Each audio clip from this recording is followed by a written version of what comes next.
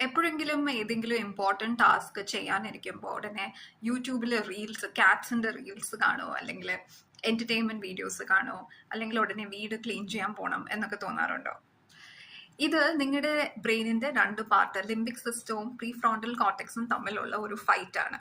അത് പ്ലഷർ വേണോ, അതായത് ലോജിക്ക് വേണോ, ഇത് രണ്ടും കൂടെ പ്ലഷറിന്റെ പുറകെ പോകണോ, അതോ ലോജിക്കലായിട്ട് പ്രീ ഫ്രോണ്ടൽ കോർട്ടെക്സ് പറയും ഇല്ല ഈ ജോലിയാണ് ചെയ്യേണ്ടത്, ഈ ടാസ്ക് ആണ് കംപ്ലീറ്റ് ചെയ്യേണ്ടതെന്ന് പ്രീ ഫ്രോണ്ടൽ കോർട്ടെക്സ് പറയും. ലിംബിക് സിസ്റ്റം പറയും പ്ലഷർ ചേസ് ചെയ്യാം എന്നുള്ളത്. അപ്പോൾ ഇത് രണ്ടും തമ്മിലുള്ള ഒരു ഫൈറ്റ് ആണ് നടക്കുന്നത്. ഇതിനെ എങ്ങനെ നമുക്ക് പെട്ടെന്ന് ഫിക്സ് ചെയ്യാം?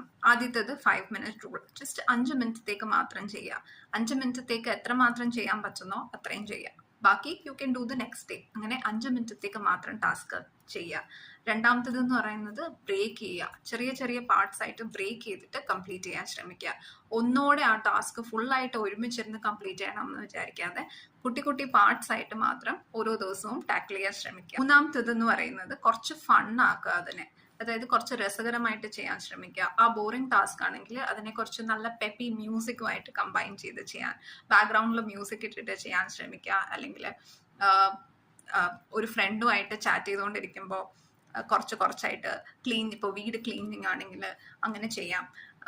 സംസാരിച്ചുകൊണ്ടിരിക്കെ തന്നെ ക്ലീനിങ് നടക്കും.